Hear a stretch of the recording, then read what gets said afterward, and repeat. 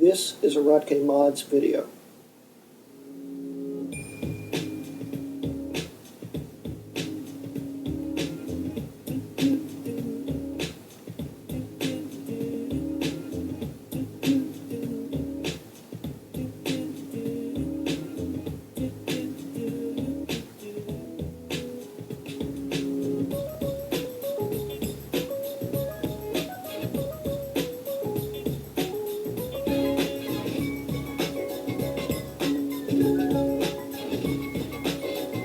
Hello, I'm Greg Rutke of Rutke Mods, and say hello to my 1,1 Mac Mini.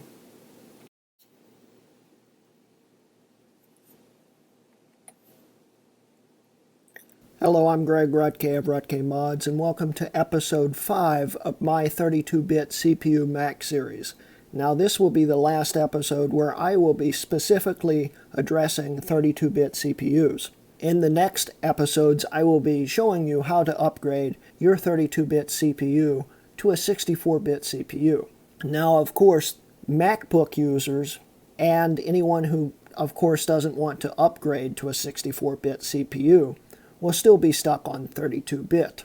So in this episode, I will be showing you how your Mac will still make a very capable PC and how Windows 10 runs extremely well on your Mac, and it runs very smoothly and pretty quick and snappy. Now, I just demonstrated that this Mac Mini can show 720p video in YouTube, and it's only the 30 frames per second, regular 720p, not the 60 frames. But still, it can show it. Although it's a lot better to be showing it in 480p. I am showing this in the Microsoft Edge browser, which I'm not actually a very big fan of. In fact, I really don't like the Edge browser and prefer to use Firefox. Though the Edge browser is the lightest weight browser to allow you to actually watch YouTube properly. So I will not be showing YouTube in a browser like Firefox or Chrome, though you can run those browsers, and we will be running those browsers for the rest of the demonstration.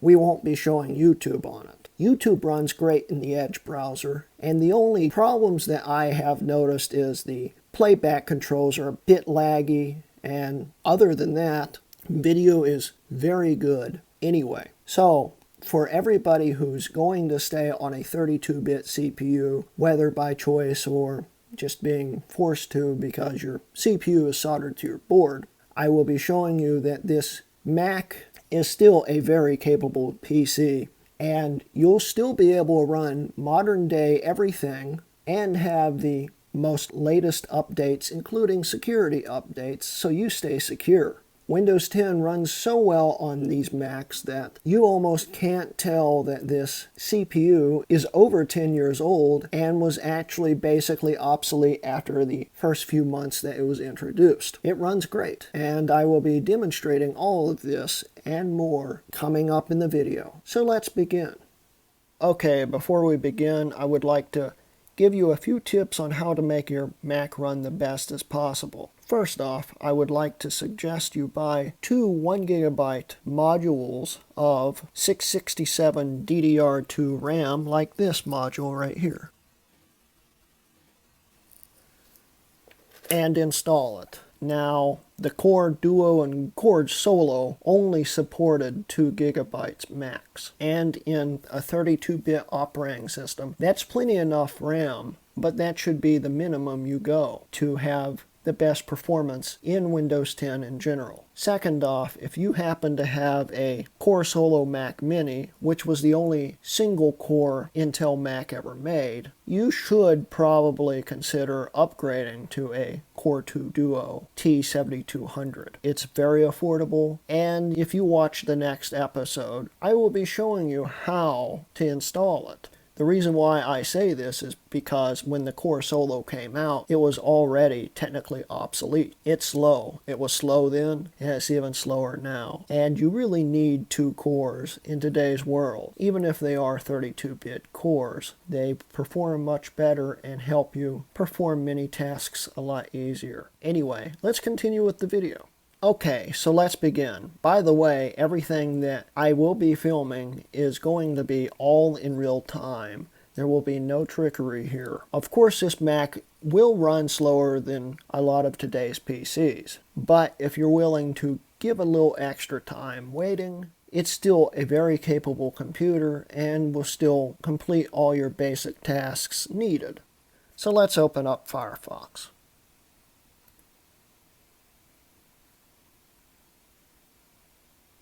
Very quick. Now remember, I did upgrade my airport card to a wireless in card from a MacBook 5,2. I will put the Broadcom model number in the video. I would also suggest you upgrade to that airport card, which will work in any of the Macs made in 2006. And it will also work fine with OS X 10.6. It's totally compatible. You'll get faster internet connection and a much stronger Wi-Fi connection. So let's continue. We will open up Google. Presto. Really quick, really simple. How about Facebook? Presto once again. How about Twitter?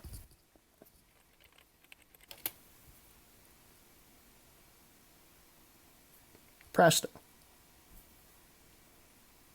Now, right now we are using the newest version of Firefox, 49.0.1. The last Firefox that was supported in Snow Leopard was 48.0.2. It is now an old browser, and it was the last Firefox supported probably ever for that operating system. And that includes using Rosetta to use 10.4 Fox, because 10.4 Fox has also said that they are not going to continue updating it past 48. With 49.0.1, they have added many more features that speed up the Firefox and improve security. So it's worth running a modern day operating system. Now also in Windows 10 you can still do other basic features, including word processing. You can use all of the Microsoft Office applications. You can even use Photoshop, even though it will be slow. And you can use other things. Also, doing basic tasks like burning disks and encoding disks are still quite possible. And the only real drawback I have found with this is unzipping files. But as we see here, we're only using half our memory right now. This is why you should use 2 gigs. And everything's running nice and smooth. Here's both cores running without much use. In fact, it's hovering around 1 gigahertz right now, thanks to, I believe Intel even then called it speed step, which conserves power. Now this Mac Mini is the closest you can get to having the same hardware as a MacBook 1,1, the original first version with the 1.66 core Duo. So everything we do on here will be reflected in the MacBook, though the MacBook will even be slightly quicker because it uses a lower resolution screen, but it's still a great resolution and it still looks great in Windows. I know this for a fact because my MacBook has the same screen on it, though it's not a MacBook 1,1. Now let's open up multiple windows. We'll open up Firefox. We'll open up File Explorer. We'll open up Geekbench. I installed Geekbench 3 because even though Geekbench 4 is out now, Geekbench 3 was more oriented to slower CPUs in benchmarking. As we see, everything's loading quickly. As quickly, of course, as you can get for a Core Duo. We aren't going to run the Geekbench test right now, but I will show you the results I had because the Geekbench test is still kind of slow, and that will add a very long amount of video. But let's look it up. We'll go into my account, and we'll go to my results where I have already ran the test.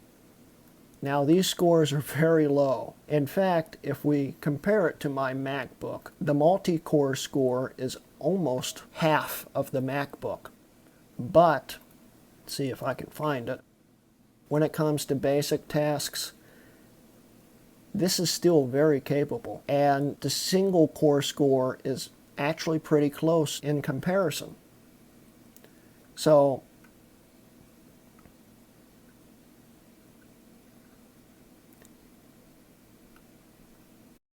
it's still a good computer, and it can still do a lot. In fact, I was running multiple installers earlier to set everything up. Like, I was doing the install for Firefox and Geekbench at the same time, which I'm not going to demonstrate right now. But the system really wasn't lagging at all. And of course, if you really push it, it will start lagging some, but still very usable. Anyway, so that's just a basic summary of things you can do with your 32-bit CPU Mac if you have to stay or want to stay with a 32-bit CPU. Windows is still very quick and very usable, and you'll have the most recent security. Anyway, well, that is the end of the video, and thank you for watching. This has been a Rutke Mods video. For instance, Geekbench, which I spelled wrong.